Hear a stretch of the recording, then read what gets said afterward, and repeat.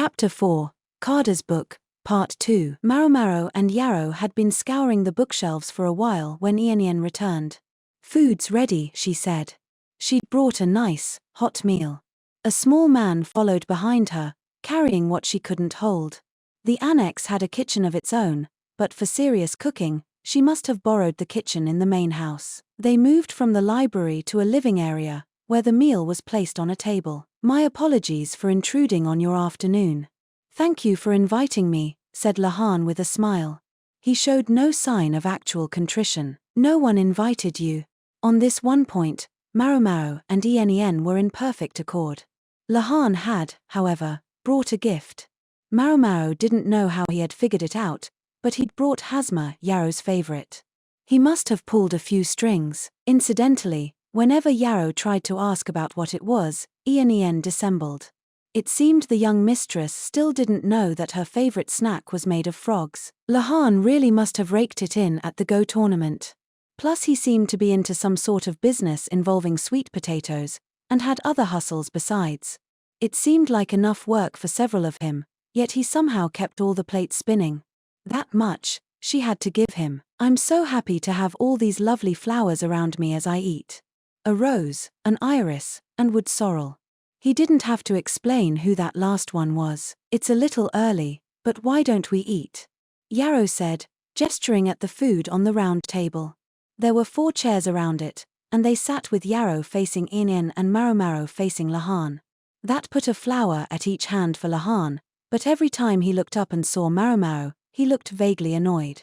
Frankly, Maomao could barely restrain a derisive snort herself. In the center of the table, glistening with its own juices, was the main dish, a whole roast duck. Maomao found herself swallowing heavily. If it was as good as it looked, then by the end of this meal, Yarrow wouldn't be the only fan of this dish. Lahan's eyes were also glimmering.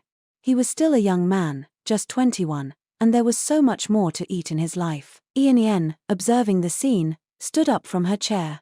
"I'm going to chop some more vegetables. Maomao, would you help me?" Did she think they didn't have enough? She looked rather displeased, and well she might be. Here she'd thought she was going to enjoy a little break alone with her mistress, only to find intrusive insects crawling about. "I'll help too," Yarrow said. Ian, however, was adamant. "You needn't, young mistress. I won't be long. Please, eat up, before it goes cold." "Sigh." Yarrow pouted. For all her devotion, Ian had some strange blind spots when it came to the young mistress's feelings. Maybe there was such a thing as being too close to see. The vegetables were in the next room, a simple kitchen. Maomao wondered to herself if Luo men had prepared medicines here long ago, and smiled at the thought. "Shall we?" she said. She started mincing some leeks while Ian cooked more flatbread. It didn't take long. The fire in the oven had been left burning for heat. "Are you sure about leaving Yarrow with Tousle glasses?" Maomao asked. She just wanted to be sure. Even if they were just in the next room, they were still a young man and woman alone together. Mr. Tousle glasses wouldn't lay a finger on the young mistress. He would never meddle in her affairs, unless he thought there was a political marriage in the offing. And as long as they're simply going to talk, then he's a better conversationalist than the average oaf. "No, I'm not concerned." Lahan could be perceptive at the strangest of times. Yes, Yarrow had some family members who could mean real trouble for him if he pulled anything, and a servant who could mean even worse. Nothing would happen, not even for a single night. Still, Maomao was surprised to realize he could have a proper conversation with a young woman. I would have assumed he would bore her to death with talk about numbers. Yarrow would have a hard time contributing to the discussion, but she would just have to try to offer a or an aha as best she could. "If you don't mind my asking, is there something on your mind?" Maomao said. Ian was too scrupulous to have really messed up the amount of vegetables. It had to be a pretext to talk to Maomao about something. The fact that she'd waited until Lahan was present meant it was something she didn't want Yarrow to hear. "On my mind. I thought there might be something on yours." Ian adroitly turned the question back on Maomao as she continued working on the flatbread. Maomao put the leeks on a tray and started in on some daikon. Maomao decided to take the opportunity to clarify something. "Yarrow is really set on standing on her own 2 feet, isn't she?" She wants to be one of the assistants in the medical office, but I can't believe that's her final goal. If it was as Maomao imagined, then she absolutely couldn't let Yarrow see Carter's book. If what my father proposes to teach us goes against your morals or ethics, what would you do? Enan put the finished flatbread on a tray and looked at the ceiling. You mean it's that kind of book? I suspect so. The two of them shared an assumption that enabled this conversation. I appreciate your consideration, Maomao, but I'll respect the young mistress's opinion, even though you guided her to it. Maomao studied Enan closely. The other woman started baking more bread as if she didn't know what Maomao meant. My mistress can be quite willful. Once she gets an idea in her head, she'll see it through, it doesn't matter what I say. When she saw the announcement of the new post, she swore she would get herself appointed. She spent every day at her desk studying. Enan expertly flipped the bread over with a pair of chopsticks. Maomao considered herself a decent cook, but she couldn't hold a candle to Enan. She was bent on not even being beaten by the men, so it must have stung when you outscored her on the entrance exam. She was acting quite out of character. Did that refer to tripping Maomao and generally harassing her? It had really been more her hangers-on who had done that, so Maomao didn't hold it against Yarrow and hardly thought about it anymore. I do feel sort of bad about that. Maomao had never expected to score as well as she had. The madam's educational methods were a force to be reckoned with. Uncle or no uncle, why does Yarrow feel she needs to work so hard? Maomao asked. Partly, of course, it was because if she was at home, her uncle would be forever pressing her to get married, but Maomao sensed there was something more at play. It's her mother. She's the reason, Enan said after a moment. To Lady Yarrow, her mother is as good as dead. She often says she disappeared the same time her father died. Why is that? Maomao asked. She didn't have a lot of what you would call empathy on the subject of mothers, but she knew she and Yarrow had been raised in very different situations. I'm sure you understand what happens to a widow who can't manage her own household. You mean Yarrow's uncle took over? Yes, but Lady Yarrow's mother remained head of the household. The wife of the former master of the house remained the wife. Presumably that meant Yarrow's mother had then married the uncle. It wasn't that unusual, but for a young woman, it could cause a lot of conflicting feelings, and resentment or even hatred might be among them. Yarrow would also have learned that women who couldn't work had few options. If she simply went along and did as her uncle said, she would end up just like her mother. I see, said Maomao. She could understand why Enan didn't want Yarrow to overhear this conversation. She'd known it might go somewhere like this and had wisely chosen a change of venue. Maomao put the sliced daikon on a tray. That'll do, I think. She wanted to hurry up and eat before everything got cold. Just as Enan had predicted, when the two women got back to the living room, Yarrow and Lahan were engaged in a lively conversation. Our capable Ean's cooking is the stuff of rumors, and I hoped I would have a chance to try it. So strangely enough, this turn of events is quite congenial to me, Lahan was saying. Yes, her cooking is wonderful. She could hold her head up anywhere as a chef, and it's nutritious, to boot. Where'd he hear rumors about Ean's cooking? Maomao's question was soon answered. Her older brother's restaurant is very popular, and word is that his little sister is nearly as good as he is. Yes, I think she's every bit as skilled as any head chef, Yarrow said, the acclaim coming easily to her lips. Maomao remembered hearing that Yarrow had helped Ean's brother, making him her family's chef. Apparently he'd struck out on his own sometime after that. Was it because of the change in family headship? If Ean's brother had been let go by Yarrow's uncle, that would do something to explain her antipathy toward him. I've had the privilege of dining 3 times at his restaurant. Ah. It was a meal to remember each and every time. 3 times. When did you go? The menu changes every season, right, Ean? Yes.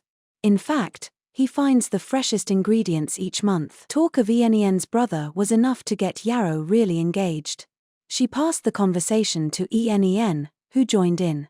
So far from delivering a lecture about numbers and calculations, Lahan turned out to be quite the conversationalist, a fact Maomao didn't necessarily like. Instead, she focused on savoring the crispy duck skin. The mixture of oil and herbs was caught up in the flatbread, which she topped off with some sweet, spicy jiang. Each bite filled her mouth with the rich flavor of meat, the herbs providing a pleasing texture, all complemented by the sublimely simple flatbread. It was enough to make her mouth water. It was, in a word, delicious. "Ah, that's wonderful," said Lahan, evidently of the same opinion. He was, as we've said, an excellent talker. He must have been, to have gotten the reticent Yarrow to open up to him so readily. If anything, the conversation had gone a little too well, and Ian was somewhat perturbed. For a while, the only sound that came from Maomao was chewing. Her plate was empty before she knew it, and there was just enough space left in her stomach for dessert. "I'll go get some fruit," Ian said. She left the room and returned with a glass vessel containing tangerines. The peels had been removed, the seeds carefully extracted, and they'd been steeped in sugar water. The acidity would work wonders in cutting through the fat and oil from the duck. "That was delicious," Maomao said as she set down her chopsticks. She was eager to get to the real topic. "Lahan, you haven't taken any books off the bookshelves, have you?" "Books from the bookshelves?" he asked, giving her a questioning look as he took another scoop of fruit. "No, I haven't. And I'm sure my honored father wouldn't do anything with my granduncle's possessions. In fact, he sends servants into that room to clean regularly." That was an unusual show of consideration by the freak strategist.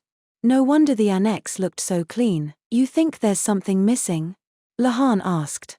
"It would be natural to assume one of the servants was involved, but my father would never hire anyone less than ethical. He's much too dangerous an enemy for that." Books were valuable objects, and as such liable to be stolen, but would any of the servants who worked at the strategist's estate be capable of such a thing? This is a tough one, Maomao thought. What is it that's missing? This. Ian handed him her list. It bore the code of the missing book, 22, just the kind of classification system my granduncle would devise. I have to admit, it's the perfect way to organize the more than 1,000 books in there. At the realization that Lahan could read the numbers too, Yarrow shot Ian a frustrated look.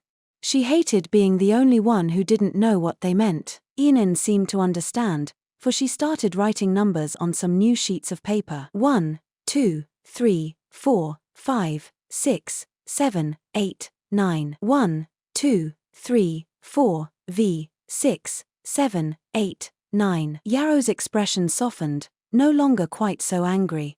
She was staring hard at the numbers, trying to memorize every one of them. Finally, the paper covered with 1, 2, 3, 4, v, 6, 7, 8, 9 seemed to click for her. "Would the next number be written like this?" she said, tracing an X on the table with her finger. "Yes. Excellent job, mistress," Ian said, applauding. Yarrow looked a bit awkward. The books were lined up neatly on the shelves, though, Yarrow said. At least, they had been when she and Ian had arrived. Yes, and there didn't appear to be any obvious gaps. "Now that we look at the numbers, though, one is definitely missing," Ian added. "Is it, now?" Lahan studied the number of the missing book. "I thought a number cruncher like you would have noticed right away," Maomao said with a touch of vitriol. "Sadly, I all too rarely come into this building. I have other things to do. Interesting though this place certainly is. Other things to do, like eating a leisurely lunch.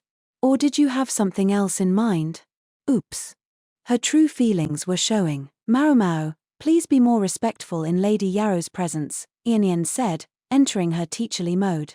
Maomao had let her etiquette lapse because she was with Lahan. "If the books are numbered, that must mean they go in order, right?"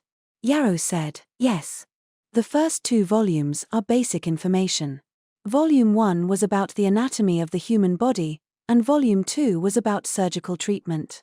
Maomao's specialty was herbal medicine, but those were still subjects one would want to be familiar with as a practitioner of the healing arts. The question was, where was the missing book? Maomao stopped and looked at Lahan. "You said this was an interesting building. What the What, may I ask, did you mean by that?" she said, catching herself just in time. She thought she remembered Lahan saying something about the library in particular being an intriguing place. "Oh, that. Don't the walls and ceiling of this annex seem unusually lavishly decorated to you?" "They do, now that you mention it," Yarrow said, looking at the ceiling. The library had its own decorations. Here in the living room, The ceiling was covered in paintings of all kinds of animals. And it's not just the ceiling. Lahan rolled back a corner of the rug on the floor to reveal a complicated pattern of wooden boards. Somebody put a great deal of craft into this, Inian marveled. Before my granduncle lived here, it was the home of a rather eccentric architect. He was the one who built this house.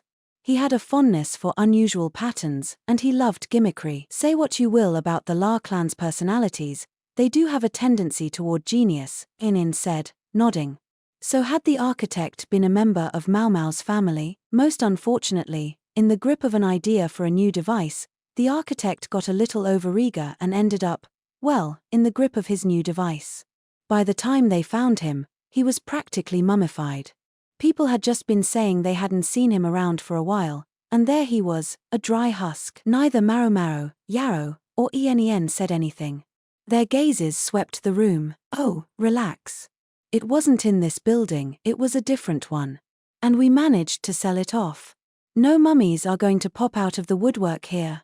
That was reassuring as far as it went, but they were now doubly sure that this was a very strange place. There aren't any, mummifying gadgets in this house, are there? Yarrow asked with an anxious look at Lahan. Nothing life-threatening, or so granduncle said. Even I wouldn't put a couple of young ladies up in a potentially murderous house. Do you think these walls have some special meaning, then? Yarrow asked. It's possible. Maybe you can explore them, if you have a few minutes. We really don't, said Maomao, who wanted to mop this up before the freak strategist came back. During the day today would be exquisite. Any other questions? I don't know about your book, but I'll try asking the servants. Lahan straightened his glasses and got up from his chair. I've got something to do tomorrow, so if you need anything, just shout for someone. Any of the servants can get in touch with me. Thank you, Ien said, though no more. Thank you for the meal. It was excellent. I'm sure you must be tired. You can leave the dishes, I'll send someone to take care of them. Maomao had been planning to help clean up, but if she didn't need to, then so much the better. She wanted to get back to looking for the book, and fast.